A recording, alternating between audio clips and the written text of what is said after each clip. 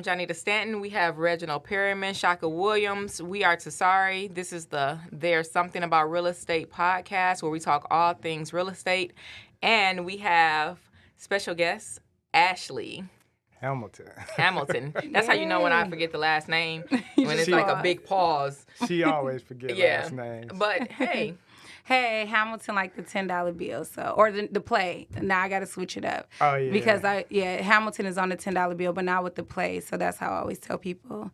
Cool. Hamilton like the play. But yes, hi. We love to jump in, getting started, finding out more about our guests.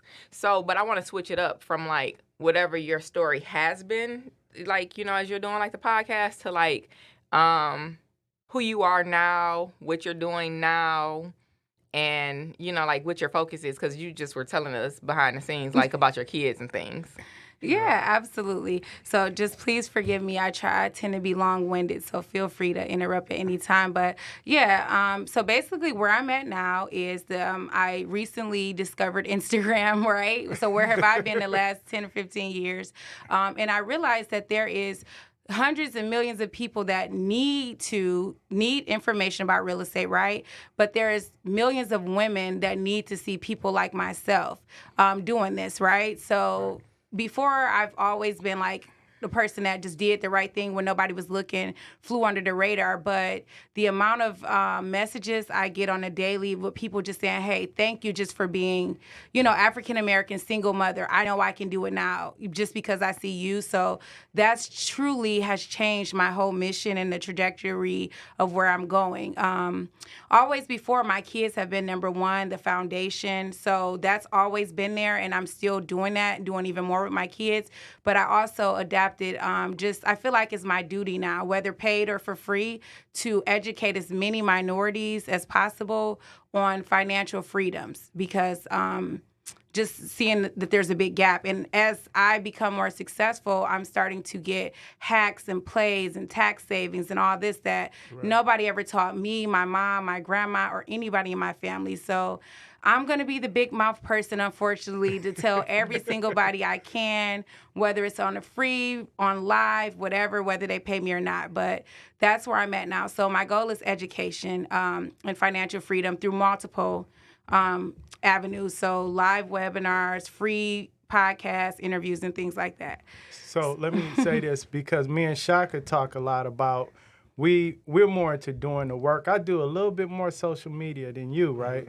But Kashka is like, I don't really care to be on it because he's more about the work and not the flash and everything. But you brought up an interesting point. People need to see the success so they can know it's possible. Absolutely. Right? They need representation. And like I said, like, I definitely could afford a Range Rover, right? Maybe 5 or 6, but I know that unfortunately, that's what gets more likes and views, but it's unattainable, and people automatically start to give up, because I was that person, right? I was featured on one of the biggest real estate podcasts in the world, and I thought it was a hoax, because I'm like, what do anybody want to hear from me? I only own 10 properties, you know, so definitely representation that we need to. If it was up to me, nobody would know what I do. Like, if you see me in the streets, I'm like low key, try to hide, because I don't want to be known, but I know that there's a bigger purpose and people need to see it. So I definitely have to make sure I continue to do that. So your reach like extremely far. So when she did BiggerPockets, I had people inboxing me on Facebook. People was finding me on YouTube, calling my phone, like, how'd I get in touch with Ashley? I didn't even know she was on there until people was calling me, like, do you know her? Do you know her? And I'm like, damn, what happened? And that's how I seen it. I didn't even tell nobody, because I thought it was a scam. I'm like, they don't want me. I'm from Detroit. Did you know about BiggerPockets before you was on there? Yeah, I had been listening, but everybody is, my dad gave me $100,000 loan, or I own 100 units. So I'm thinking, why does somebody want to hear somebody that was struggling, had to get it out the mud, was successful? I didn't think that I was valuable, because I had been listening to them for over 5 years, and nothing that they produced was attainable to me. And even BiggerPockets in itself wrote me and told me, like, hey, we're doing that on purpose. Your episode, I was literally top 5. I'm probably still top 10, and Grant Cardone has been on there 3 times. But they told me, like, now that they are adding more diversity and more people that are more attainable. So definitely change the trajectory of their podcast. How did they find you? Literally, it was so crazy. I was commenting on a forum. So somebody was bashing Detroit on BiggerPockets, and I just went loose. Like, hold on, I own 10 properties, making Right. $8,000 a month. I was paying $5,000 for these properties. I'm retired. And Ryan Murdoch, which was the host, Brandon Turner's right-hand man, he hit me up like, Ashley, you need to apply to be on the show or do this. And they kind of gave me the back door, so I didn't have to do any applications or anything. But he told me who to reach out to. I reached out to him, and the rest was history. Okay. So That's and crazy because I don't listen to podcasts Right. ever. And Reggie sent me the that episode, and I actually watched the whole episode. Right. Wow. She be So it was having people entertaining. crying with her interview. Yeah. That was a really good episode.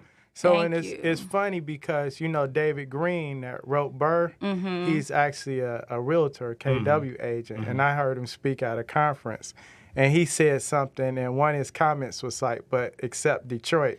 So we hear that a lot. Yeah. So that's how you got on, by coming and representing Detroit.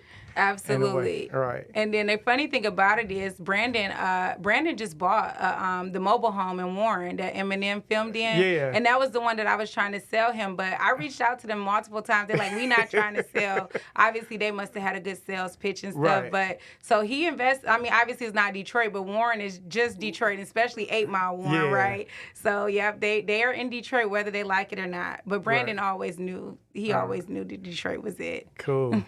So let me ask you this. So we already know the backstory. If they haven't known it by now, they know it, right? Right. People calling you the queen of Detroit real estate now. Yeah. What are you doing now? Because are you still investing in like the lower end properties, like the $30,000-$50,000 homes? Absolutely, I am. I'm still the same OG, right? But Right. just got some passion projects. So Right. that's my sweet spot. So I do that every day. I currently have 7 projects going on right now, and only 2 of them are in like the North End, right? A higher price point. But yeah, everything is still, I would say like the 30,000 rental, but fortunately prices have went up, so we're still about 60,000 all in. Okay. But when I tell you, God is good. So let me just say this. In May, I listed a property for $1,000 a month, and it was kind of a struggle to get it, but I found some people in there. And in August, so that was 3 months later, I put a listing on the market for a 3-bedroom, 1.5 bathroom. And due to Section 8's increases in the demand, I'm getting $1,460 a month for a 3-bedroom in Detroit. So that has been a blessing. It's a sweet spot. So now I'm like, how many more $60,000 renovations homes I could get that I can put these Section 8 tenants in, and not being greedy. Obviously, there's struggles with the government, but it's providing a service, because I have recordings of people calling me crying just because I answer the phone, because they're about to get kicked off of Section 8 because nobody wants Section 8. And it's not even that they don't want it, it's nobody's willing to do the work, like pay their taxes on time, do amicable repairs, and safety repairs, and making sure your house is nice and safe. Right. I've been doing that for years. You know what I'm saying? So Section 8 is just only a natural transition, but it's so beneficial. I get a sense that I'm helping people as well as helping myself, so it's not just like all me, we're all winning. But for sure, that extra $460, a month is definitely an incentive. So when you say 60,000, are you saying 60,000 all in for the purchase and the rehab? Yes, on average, right? So on average. So how it's looking now is, obviously, so how I like to say is I typically try to purchase a property between 40 and 45, and the higher you pay, the less in the renovation. So if I purchase between 40 and 45, my renovation is typically between 15 and 20. So, of course, being on Instagram, everybody say, Ashley, what's up with them $1,000 houses, right? Same thing. Spend $1,000 on a house. It's going to be a minimum of $60 to renovate it. So you're not getting around the $60,000 for Section 8 properties, getting $1,400 a month plus. Now, if you want to get $800 a month and sidestep and have people still in your doors and stuff, go for the $1,000 properties. But I don't typically go for the land bank, even though I check it every day, right? I'm not a naysayer, so I believe anything could work. So I do check the land bank every day. I'm hopeful that I will get a deal with them. But right now, it's just too much, and I just hear too many horror stories. How are you finding your properties? Believe it or not, so from August 2019 to August 2020, I purchased 11 properties myself, and I helped 8 investors purchase 9 properties. So a total of 20 properties in that year. Out of that, 17 came directly from Zillow first. So obviously most of them were listed on the MLS, but I was just strolling Zillow because it's easier to pull up on my phone versus logging into the MLS. So I would find them on there. Oh, this is a good deal. Save it. Later go back to the MLS and submit it that way. So no unfair advantages. They were literally all public information, but the key is in Detroit, you have to move quick and definitely want to have cash, because I've beaten out a lot of offers that were higher than mine, maybe 5,000 or 10,000 higher, because I was able to close quickly with cash. So, but that's how I find it. So no unfair advantages. You all could do it too, for sure. Cool. You just going straight to the MLS, buying, renting it out. So I watched the BiggerPockets podcast. And on there, you said something that we talk about all the time about being a problem solver. That's why you are who you are right now, right? Absolutely. So what type of problems are you solving right now? So most of the time I'm solving landlords who have bad property management companies, unfortunately. And not even bad, but really bad. So it's maybe they scale too high because it's such a need in Detroit. So maybe they have 1,000 units. So your 1 unit out of 1,000 is you're going to be just a drop in a spot on the wall, I would say. So and so that's the number one problem I saw. People that have properties and can't get them rented out or can't keep them rented out. Also, contractors running off, not finishing the work and stuff like that. So those are the type of problems that I typically solve. But right now, my number one problem is I don't have money to buy real estate. So I'm becoming the funding or business credit strategist to help people with funding that way. Right. Wow. Yeah. So you went from so you manage your own properties, you help investors find properties, and you help manage their properties? Absolutely. You help them find the money to buy them? Absolutely. So I'm the one-stop shop. So I'm going to help you get the funding, and I've done that. Then I transitioned to acquisition, or I am still licensed as a real estate agent, but I do it as a transaction coordinator, so like a wholesaler. Right. Once I buy the property, then you transfer over to my project management company. So now I'm going to manage the project for you, make sure contractors show up, and I take full liability. If they don't, I'll find somebody else at a loss. And then you transfer over to my property management company, and I'm going to make sure I get the property rented out for you. All 4 transitions, I get a check, right? Each company, right? And not even bragging, because they're winning as well. A lot of my investors bought for $40,000 and they're cashing out $60,000 or selling at $80,000, but cash flowing still. So everybody's winning. The tenant's winning. They get a nice, safe, clean place. The investor's winning. He's getting paid, and I'm winning because I'm getting compensated. But that's how it goes. And after I manage the property, if you want to do more, then I transfer you to the coaching program, and that's another check. And I'm gonna show you how to duplicate it. Right. Yeah. So you using a BRRR strategy? Bags. Yeah, all bags matter. Giant clear. All bags matter, absolutely. So you using a BRRR strategy. Are you using it on like the $60,000 property still? Yeah, absolutely. So typically, so it was the BRRR strategy, but on the lower price properties, I typically refinance with a bank or credit union. Okay. So you definitely have to be in position, but those are the lower price. When you get to hard money, which I forgot about that, I am a hard money broker licensed. So I that's another income stream that we could talk about. Right. But when you get to the hard money side, they typically have minimum loan amounts. Right. Those are for the refinances. Now we're looking at about $70,000. Right. So for the $60,000 houses, I'm going to fund traditionally with the bank on a refinance. And if it's over that, then I'll fund it with the hard money lender, BRRR. Right. So I invented a strategy, trademark and everything. It's called reverse flip. So I just thought the name was common, but it's really BRRR using hard money, right? Okay. So the benefits is just like any other flipper. I think I was talking to I don't know if I was talking to Zeke about this, but other people, when you're constantly flipping, those $30,000, $40,000 checks are great. But you've bought a Range Rover, right? Or took your family on a vacation, and forget that come April 15th, IRS wants 35% or more, right? So now Right. that 40,000 is looking more like 25,000. So, but you didn't already spent the money because you done bought your next flip, or you done took the family to Disney World, Right. right? So I coined the reverse flip, where because when you're flipping, the equity is still there. But why Right. not sell it instead of making 30,000? Why not make 25,000 with a refinance, right? You still own the property, you still get the net worth. Refinance is tax-free. Any bank loan is tax-free. So Right. you're still getting $25,000 in your pocket tax-free, but now you own the asset. The tenant's paying the mortgage, you're cash flowing, but you've already got your money out in the beginning. So a reverse flip is what I call it. I have to industry jargon. BRRR and Right. everything that you just said. Yeah. So you got to keep in mind, a lot of people that's listening don't know these terms. Anything. So can you break down what BRRR is? Absolutely. So BRRRR means buy, renovate, buy, renovate, rent, refinance, repeat. Right. So I'm going to break it down just to you just how it goes. So I've been using business credit here in Detroit because Detroit is a great market for it. So in a nutshell, business credit is just regular credit cards like Bank of America, Chase, that you can buy properties with. Right. But on average, the average person, even with great credit, is going to get about 60 to 80,000 their first round. Okay. So you want to buy a house and renovate it within that amount. So Detroit is a market that you can do that. So we would get the business credit, use the credit cards to purchase the properties. So now we essentially own it free and clear because it's on a credit card.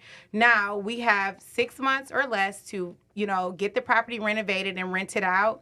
Right. And then after it's all stable, so now it's in a pretty package, it's rented out, it's clean, it's renovated. Now you go to the bank and say, hey, I own this property and hopefully it's worth 70,000, not 60, because the reason we do the work is for it to have some kind of appreciation. But let's say it's worth 70,000 now. You go to the bank and say, I own this property for it's worth $70,000. I own it free and clear. I don't have a mortgage on it. Right. And then the bank typically will lend you I would say between 70 and 80% of that amount. So 70,000, I don't have my calculator, times 80%, which what'd you say? 56,000. That's what I was gonna say. It's about 56. Wow, that was smart. He was an accountant. Oh, he's an accountant. Yeah, so No, he was 56,000. Yeah. Yeah. So you invested 60,000. You've gotten 56,000 back in 6 months, right? Right. And then that's how you can either pay back your loan or buy your next property. But that's the BRRRR. You're refinancing out of it. So is the strategy, so you protecting yourself by leaving equity in the property?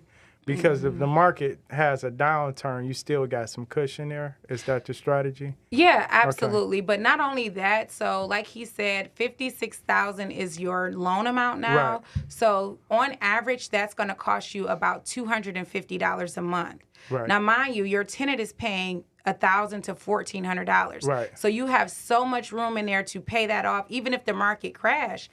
I mean, I started investing in 2009 where we were at our low point, where you could buy a house for $1,900 and still rent it out for $800 a month. Right. So I thought I was going to be out of business because I said, if I can buy this house for $1,900, who would pay me $800? They would just save their money for 3 months and buy it themselves.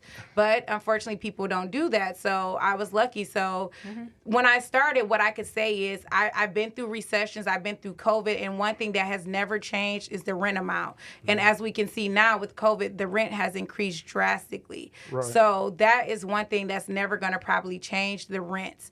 And if it does change, because your mortgage is only $250, you could say, well, instead of $1,400, give me $1,200, right? For a couple months. So that's just, and you'll still be making almost $1,000. Now, obviously, you'll have other expenses in there, but just for whole numbers, that's just an example on how it would go. So I got a question. So when you're doing your cash out, are you doing interest only?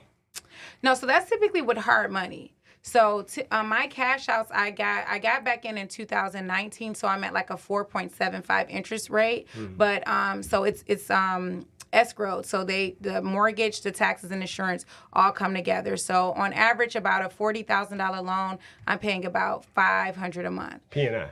Principal, interest, yep, and mortgage. Insurance. Absolutely. Right. Yeah. Absolutely. So still, again, with $1,000 rent, that's still leaving $500 in cash flow. But I like to kind of put away like maybe $100 or $200 for repairs in the future. But just to be honest, and I know some investors would say like, don't go by this, but vacancies is not a thing in Detroit.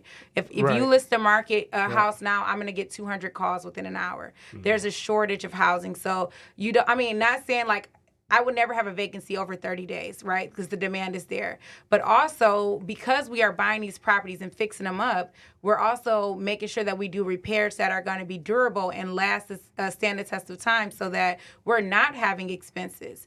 So I've had a property that I've owned since 2012, and I've replaced the faucet and snaked the drain twice. That's all I've done in 9 years. So, yeah, because when you're explaining repairs that are going to last the test of time, you're talking about a new roof.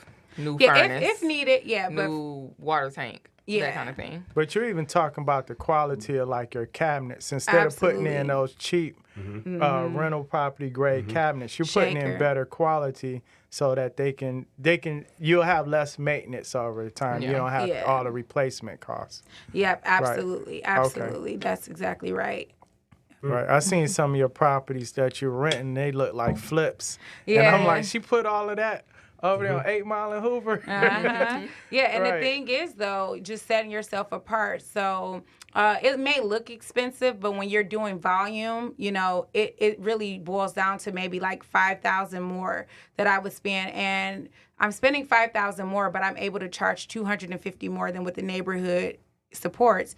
But not only that, so I just realized I didn't know that, but by being the highest in the neighborhood, and obviously I'm not recommending it all the time, you have to do research, but I've been lucky enough I can afford to make a couple mistakes now, right? Because I've been so lucky not to, but I've been successful. But what I realized is that by me spending the extra $5,000 with doing higher end, and by me charging more in rent, I'm weeding out a lot of the bad tenants. So when people tell me horror stories, I'm like, I'm just blessed because I don't go through this. My tenants don't bother me. I'm able to be a whole influencer out here, and I manage 55 properties. Yeah. Most people would think like your phone is ringing off the hook, but no, it isn't, because the systems and stuff I put in place. So the people that are going to be able to qualify for the rental are going to be already a higher income, because the standard for a rental is 3 months. You must make at least 3 months your rent and income.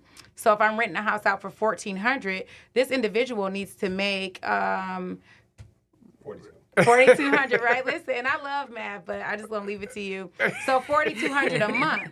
Right? So that's a Chrysler employee, that's a nurse, that's a casino worker, that's somebody who values a place to live. So that, like I said, I didn't know that I was doing that, but by spending the extra money, we think like, oh, it's a bad thing, but it really trickles down way further than you would know with getting better tenants, because they're the only ones that qualify. But then also, once they get in your place, they typically tend to stay and appreciate it more because they feel like you appreciate it, right? If you go in there and just throwing up lipstick on a pig, they're not going to care about it, but because they see I care about it and I'm in there doing it, they typically take better care of the properties. So that kind of go back to what Zeke was saying on the other episode about pricing. So you price some things and you're going to attract certain, your price is your brand kind of. So you have a high quality product, which is the rental property, and you attract better tenants than the average person. Absolutely. So you said something else on the BiggerPockets podcast. It was a Warren Buffett quote, and I know you have a few of those, but it was one about purchasing when everybody else is fearful. Absolutely. And when everybody else is greedy, standing still. Absolutely. So you still live by that? Absolutely. Anytime, like if I hear anybody saying like, don't do this, I'm intrigued to do it. Right. So obviously in Detroit, 2009, everybody was saying run. They're going through bankruptcies. Houses are $5,000. So that piqued my interest. Like, hold on. And versus, and obviously I'm not always right, but like with crypto and stock, to me, everybody's doing it right now. So I'm watching it. I'm waiting to get in, but I'm not ready to just go in because to me, something may happen. Everybody's being greedy. So I need to be a little fearful or do more research, But I know people are making a lot of money in that. But yeah, I absolutely live by that. I want to be in places where people don't, because that's going to, help you make a bigger impact. And then also it helps you financially as well. So Ashley, so it's a book called Outliers, right? And they talk about certain people being successful, but it had a lot to do with their timing, where they were at, their age, all of this stuff played a part. Ashley got in the market right at the right time. She was an agent and she started investing. And I don't think many people could have had that opportunity, or they had the opportunity, they just wasn't around the right people at the time. So it was like the perfect storm for you to get in, because you probably couldn't have done that at the prices now starting out.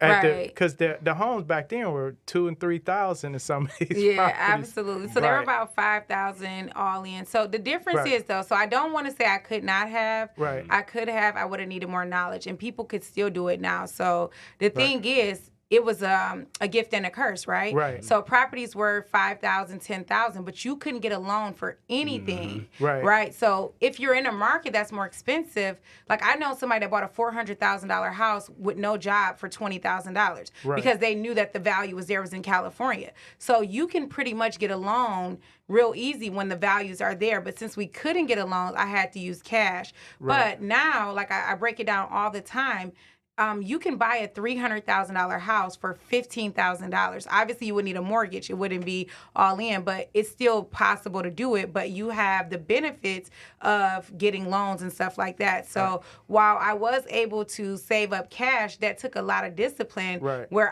nobody would finance me. So I was at a point where when I hit 10 doors back in 2016, I had over $800,000 in equity and couldn't get a loan because everybody was scared of Detroit. So yes, it was a benefit, but it was also a curse. You know what I'm saying? Because even a lot of people, we were all here, but people weren't doing it because it's still hard to save up $17,000, $25,000, whether it's to purchase it all outright or to get a mortgage. So, definitely it was definitely benefits and that worked in my favor, but it was also curses, like not being able to get financing, having all this equity and not being able to do anything with it. Reg, before you go, I want you to explain what she's saying in regards to why you can't, or you can if you want to, why you couldn't get finance. Well, at the time, first of all, the $5,000 homes back then were way better quality than what you could get now. So you can get homes for $5,000 or $7,000 that may have only needed a furnace and a hot water tank. That's not happening now because of the market shift. But she couldn't get loans because a lot of lenders wouldn't loan under a certain dollar amount. But we talked before, because she was calling banks, what you was calling every Monday from 3 to 4. So she was basically cold calling banks, and then you met somebody at a real estate investment group that would do the loan. What was it, like $30,000? $30,000 was their minimum. 30 was their minimum. Right. But it wasn't only that. So during that time, because we're talking recession time, right? Yeah. So the banks had pulled out of certain industries. Michigan. Detroit was one of the industries. Georgia, I think, was one of the states. So you had like all these different industries where it was an automatic no, we do not loan in that state. Absolutely. Yeah, well, they were looking at their risk because it was such high foreclosure rates in certain states and certain cities. They was like, we can't keep putting good money on top of bad, right? So that was the situation. And then it was like, how are you going to appraise a property for $50,000 when everything is selling for $5,000 and $10,000 on the same street? On the same street. So before that, because like during that time, they had to start taking foreclosures, bank-owned property, distressed properties into considerations for values. Where before the recession, we didn't have to do that because it was enough properties that were stable to where if it was a foreclosure, we wouldn't consider that in value.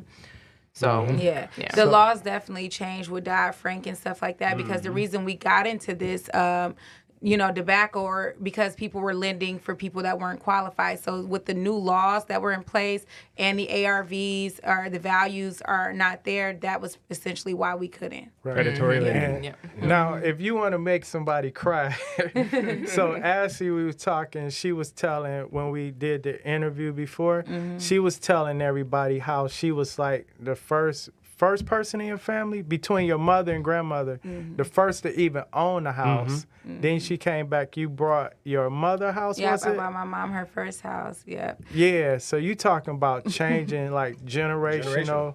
Yeah, and that's like everybody tear it up. Yeah. Right? That's why that's why that BiggerPockets got so many views. Yeah, it was real. Yeah. Right. It was real, but also it was just, I mean, it's real life. People go through this every single day. Right. So that is why, like, and I know, like, because obviously, and I'm not even trying to down anybody, but I hear people say, like, oh, if I can do it, you can do it. But when you ask them, okay, how you get started? Oh, well, I was making 6 figures at Apple. Hold on. No. Right. You know, or my father gave me $100,000 loan. Like, Right. no. Let's people who literally is where I'm at and where I was at. Obviously, I was 23 years old. I had 2 kids under 5. And I was working at Red Lobster making $20,000 a year. I got my real estate license after I bought my first home, and I was probably making $7,000 a year, you know, because with real estate, it's referral based. Right. So the first 2 or 3 years, you have to build up your clientele. So I wasn't really making a lot. But now a kid at McDonald's makes $20,000 a year. Right. So it's definitely possible, but you have to be disciplined. And then another thing about me is that even now, where I'm at now, with 30 properties, over $2 million portfolio, over $1 million in equity, because I don't refinance a lot. I still own a lot of my properties free and clear. I still don't live that way. So I still don't have a Lamborghini, right? So what happens is most people get 1 or 2 properties and you're ready to quit your job and screw and F the world or whatever, you know, just go out on your own. And it takes humbleness. Like, imagine, like I tell this one story. When I first got my first cash outs, I cashed out 4 properties. The first time I've ever. I got a check for $120-something thousand.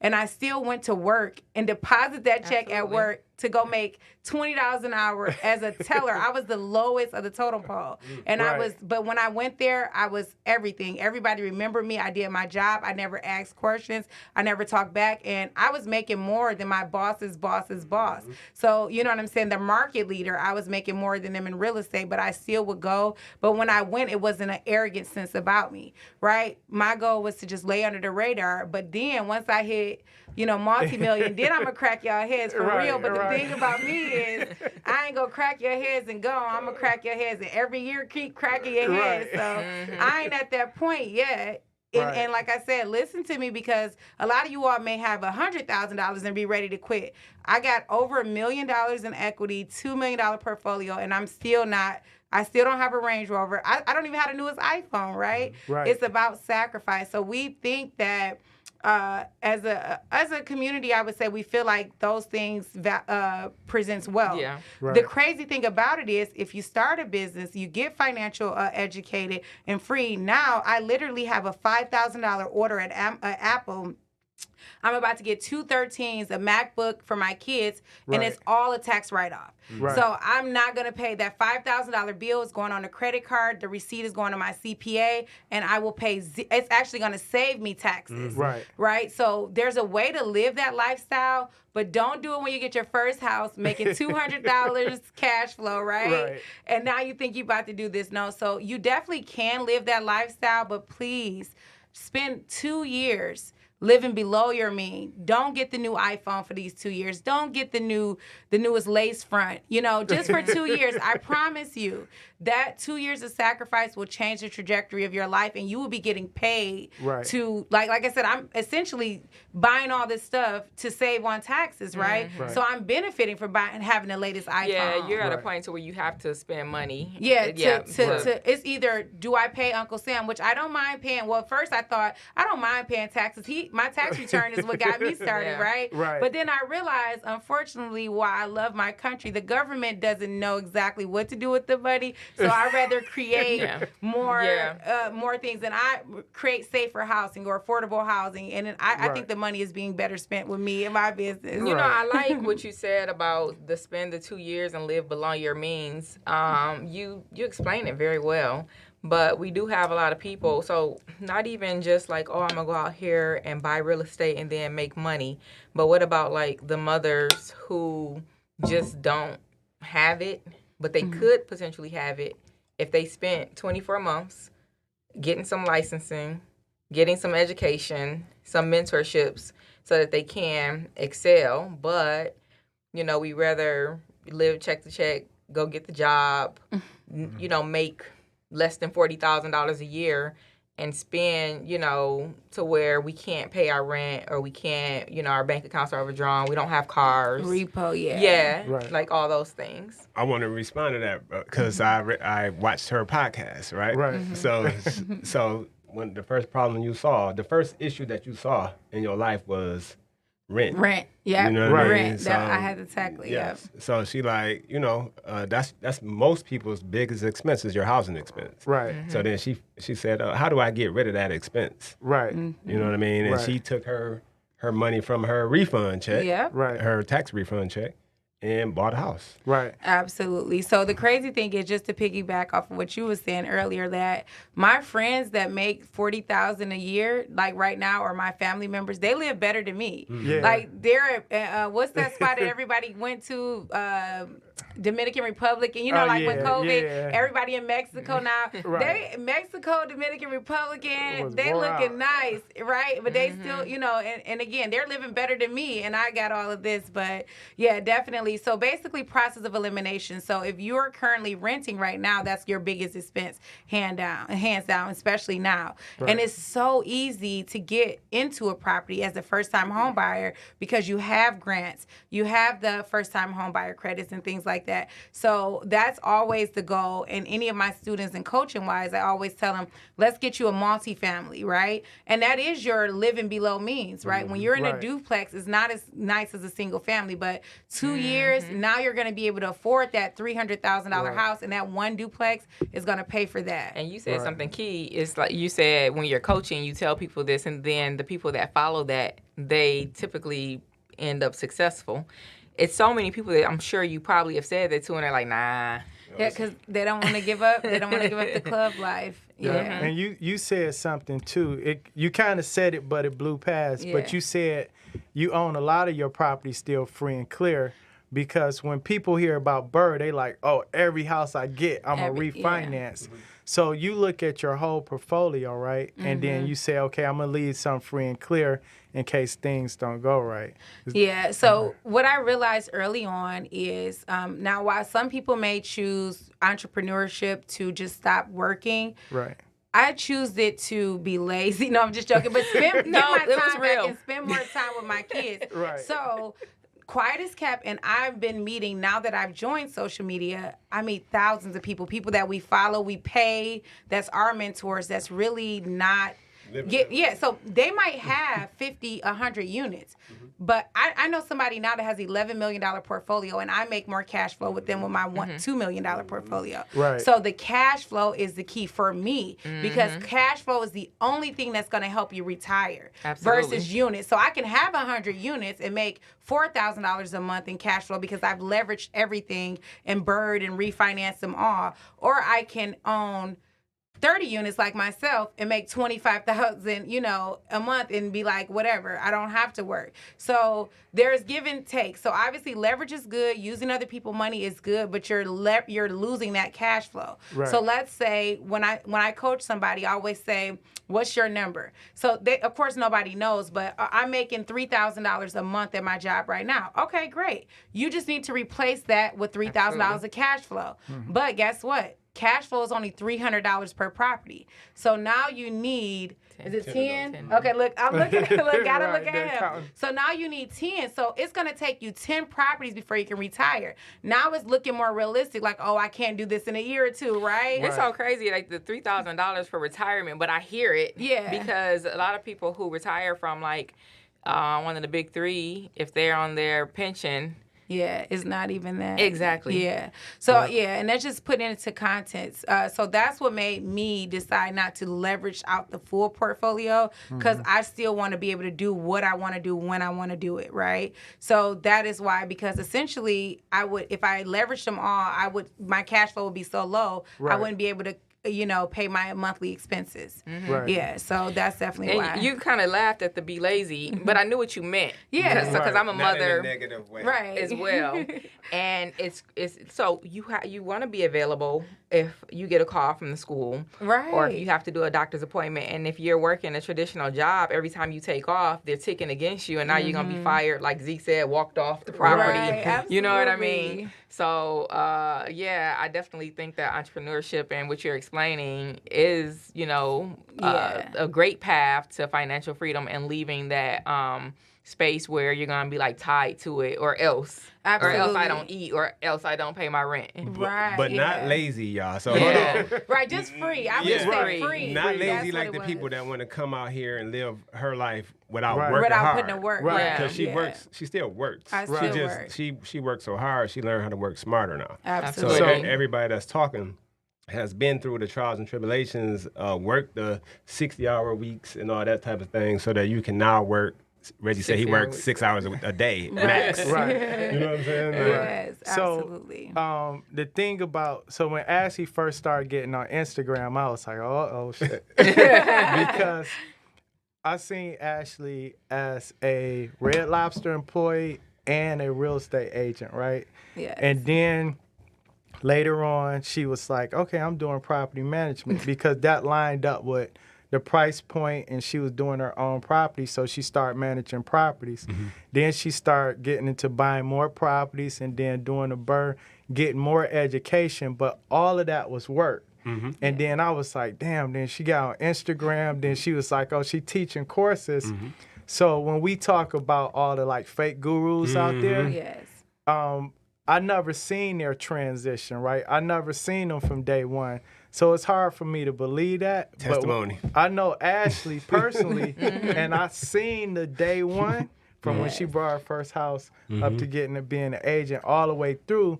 And then it's like, damn, that's Ashley. You know what I'm saying? Because I'm looking at her, and you see her on BiggerPockets, and everybody is in awe, but she's so humble. Yeah. And it's like, she the same Ashley, but with more knowledge, more experience, and everything. And it's the work Absolutely. that people don't see. They're just seeing it Instagram, thinking she did this When in she 2 popped out, years. right? Right, Yeah. like I just popped up. Yeah, and thank you. I appreciate it. And then, I just had a conversation like this yesterday. It's just that, so what I realized early on is that I guess what really helped me not be fearful is, first of all, not taking myself too serious and not really caring what people think. Right. I realized that, and I don't want to get too religious. Everybody have their own religion, but I realized that I don't need people to bless me. I need God to bless me. Right. So when some Amen. people, which happens on a daily basis, people will, like my property management projects, like somebody broke in one, so I'll pay out of pocket to board a house up, and the investors say, well, I'm not paying you back, Right. and walk away, or whatever. Contractors walk away.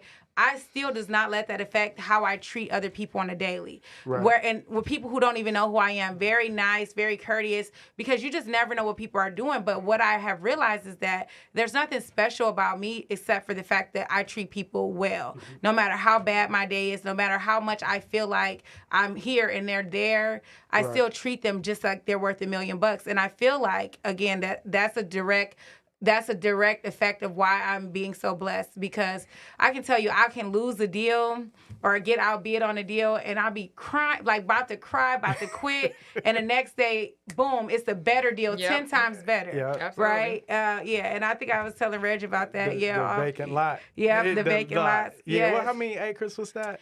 It was just under 2 acres. Yep, just Right. under 2 acres. Yeah, it really hurt me a lot, but I was able to purchase 2 houses, and one got over 100,000 in equity. So I'm like, And that don't was let at nothing the tax auction, right? Yeah, that was at the tax auction. So But that's real, you know, Yeah. especially in real estate. We just, talked about on other episode with Zeke, you can definitely damn near have an aneurysm in this field. But if you kind of sit back and you understand it, it's, it wasn't for you. Yeah. Simple as that. Yep, that's what I always say. Exactly. And what's And- for me, nobody can take. So True. yeah, that's why I And then literally have to you tell end up myself being that okay way. with it. You know what I mean? Like you come down off of that stress. You can continue to move forward. You can keep the smile on your face, big Yeah. pretty Right. smile, and live to see another day and get what's for you. Real lesson. Yes. Real Right. lesson. and it may be more difficult for women because I know that is, that's just part of what I their was just DNA, gonna say, right? Yep. Do not get emotionally attached to anything in this industry. So that's my superpower. Yep. You know what I mean? Yep. I don't care. Like Right. I'm always, it wasn't for me. Yep. Simple as that. Right. You know what I mean? Yeah, and that's what I had to do because teach myself because being a woman, I felt like it was a personal attack on me. Like, no, somebody looked at my computer screen and knew what I was gonna be. You know what's crazy? On the other episode, Zeke explained the same thing. Yeah. Right. Yeah. That's how you feel. Yeah. When you feel vested, that you way, feel like something- somebody is something- personal. Because yeah. that's how vested you are. You know what I mean? Yeah. But when you start taking yourself out of that, it's not about you. Right. It's not bigger about than you. that. You know what I mean? It was something wrong, and I know me. I would just be going crazy. Like it was something bad with that property. Like the foundation was gonna fall in 2 years. That's why I didn't get it. You know, I just started have you with built that. up a thing to where you just don't go to certain spaces? So like, it's very hard. I won't invest on the east side. Yes. Oh God. No, and it's not. I don't Yeah. think there's nothing wrong with the east side of Detroit. It's just not for me. Right. Thank you. Because I do invest on the east That's side. what I was gonna say. Yeah. So, Yeah, and Wherever the money at. You know Yeah. what? So Never mind. let's wait No, I real was just quick saying. because I was just saying. it's funny. Detroiters always be like that, but out of towners just be like, how much I'm putting in, how much I'm Yeah. getting No, out. so you obviously I live by I love Detroit. I'm from the North Yeah. End, born, raised, Period. all that. So Highland what it Park. is we were talking about Highland Park, Right. me too. we were talking about, like things not being for you. Yeah. And so before, right at the cusp of the recession, I just spent so much energy trying to get, particular properties on the east side. And I knew that it wasn't for me, but I pressed and pressed and pressed and pressed. And it really wasn't for me because Yeah. it was really the thing that took me out that made me have to start over. So now I more so have a phobia about it versus not wanting to go there because I look and I'd be like, oh, it's great deals. I've done deals with Zeke on the east side. Yeah, my direct business partner is buying properties on the east side. However, I'm just like, So it's like a puzzle. So that's how I look at everything. Yeah. I look at it like a puzzle. If you got to force the piece in there, that's Don't not do the it. space. Right. So Right. definitely what I tell people is I have to sleep at night, right? So if that's what's meant, not if you're as long as you're being successful on the west side, then don't even think about the east. Now, if you're not like I don't want to buy on the east side, but you're not finding no deals on the west side and not getting started, then I'm gonna have a conversation. But as long as you're moving forward towards your goal and it's working for you, definitely do that. Right. But what I can say is I'm so grateful of people like yourself because I'm the East Side queen. When I Right. tell you I have 15 properties all within 5 minutes of each other on the East Side, and they are doing well. Not as well as the West Side. So even for myself, but they're going to. yeah, they're. I mean, they are for sure because it was less competition. But being a property manager, and again, I love Detroit, but those West Side tenants, they come in there with their nose turned up, and they mess up your houses. Obviously, everybody you can find East Side people, but my sweet spot has always been 8 Mile. Right? If you're living in Detroit, you knew that once you get close to 8 Mile, you get access to schools. Maybe even look up and call the police in Ferndale. So my you know? first house was 8 on Glastonbury, 8 Mile 8 Mile, Southfield, okay, yeah. low brick bungalow. And I thought I was The judge. yes, like I won. Yes. So that's why what I started with, like, I need to get as close to 8 Mile where I'm just by the city so people can have their kids in good schools, because of that. And you might get the police to come. And also that neighborhood never really died down. Obviously Red Zone 8 Mile did, but 8 Mile still was pretty solid the whole time.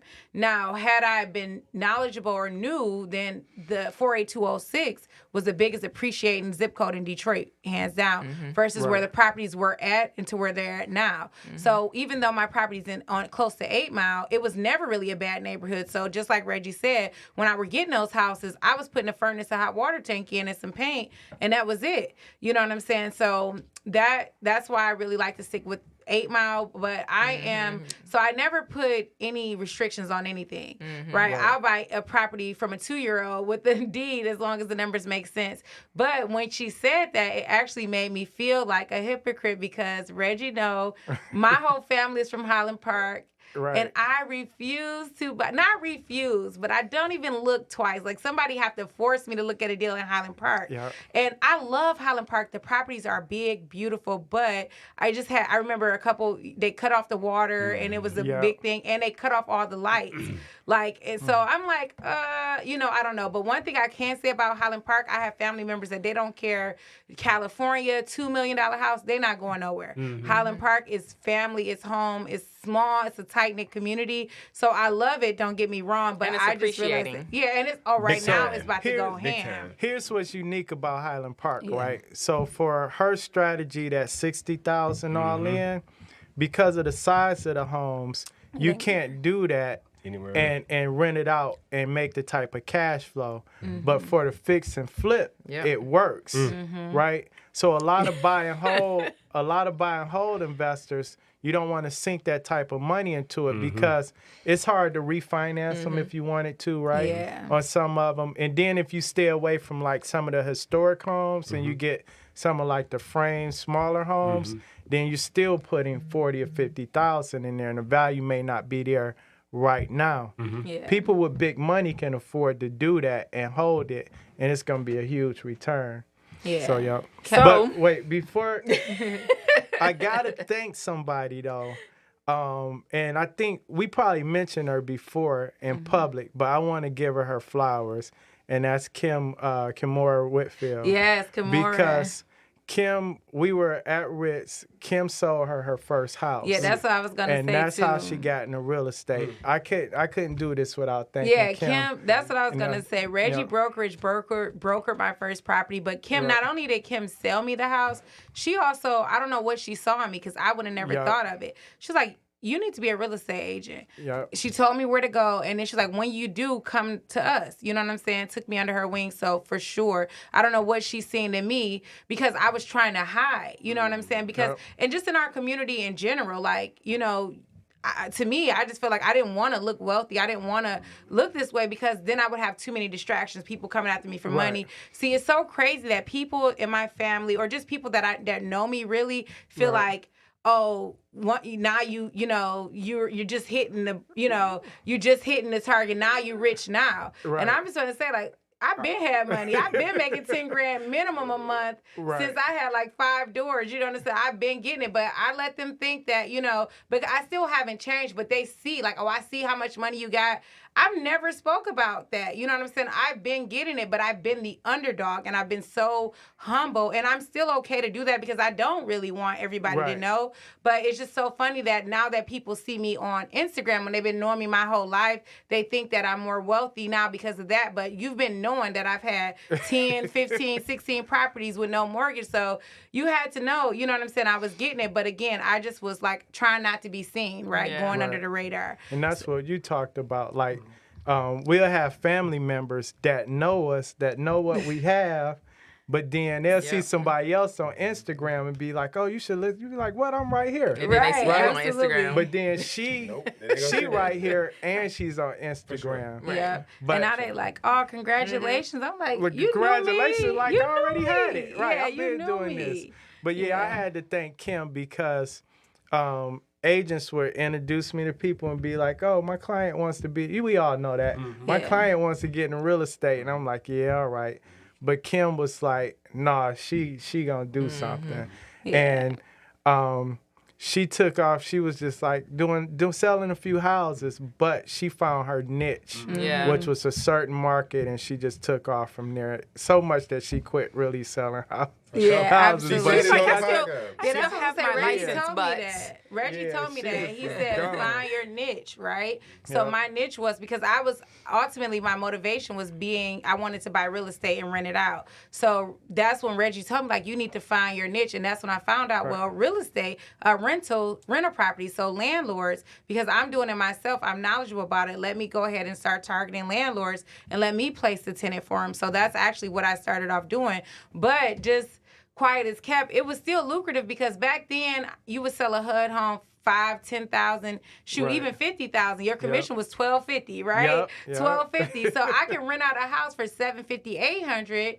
and do half the work. You don't have to wait 30 days. The buyer back out. Right. You know what I'm saying? Inspection failed. Like, these are tenants. So I was losing about $400, but it was just more success because it was less work. So definitely. That must be after Actually, HUD. That's when they reduced their commission. Well, It yeah, used to be she 5%. almost made me want to give up my HUD, Bank of America, and my Fannie Mae contracts. Because before we could buy our own listings. Then they was like, you can't buy your own listings, but you can buy other broker listings, right? Yeah. Then they was like, if you got Bank of America or HUD contract, you can't buy any HUD or bank. No. She had already quit, but she was buying them up. I was like, damn, wait a minute. I should quit. I should give up these contracts so I can buy more homes. And she just took off and was just killing it. Yep. Well, So, congratulations. Thank you. Thank you for coming appreciate it. here. I'm Of so happy to meet you in course. person. I Yeah. know. Gotta It was get an you back honor. on. We're gonna have a couple parties then. Yeah, so Yeah. I need you to tell people, because people call me and I don't want to give out like your personal number, especially if they like from Instagram, so or Facebook or YouTube. But Right. how do people get in touch with you? And like a number they can reach you, or Instagram? How do you prefer to be contacted? Right. So I prefer Instagram. And just like Reggie said, like when my podcast hit, I was getting hit up on 3 different emails, my cell phone, all type of things. But even though my following, like I just hit like over 20,000, 22,000 maybe, I still answer my DMs. Like my cell phone number is on my Instagram and my email. So hit me up on Instagram, Detroit_investor. I still answer all of my DMs. I will get back to you, but also any products, workshops, free or paid, they're all going to be on Instagram. Okay. So that is the best way. I'll have people request podcasts and all type of stuff on my email, and it takes me 5 or 10 days to get back, whereas Instagram is instant. Okay. So that's the best place, Detroit_investor for sure. Cool. Ashley Hamilton. Yeah. Hey, yes. It was And great. again, We are TSARE. Please follow us, subscribe, YouTube, Spotify, Apple Podcasts, Google Podcasts. We got that one? Yeah, we got just I didn't about even everything. know. Yeah, we y'all on everywhere. YouTube too? Yeah. Yeah. Okay, yes, that's my favorite. Yeah, Yep. just because I'm not technology savage, but yeah, Cool. savvy. All right. Thank you. Appreciate you. All Thank right. you. Thanks a lot. Amazing.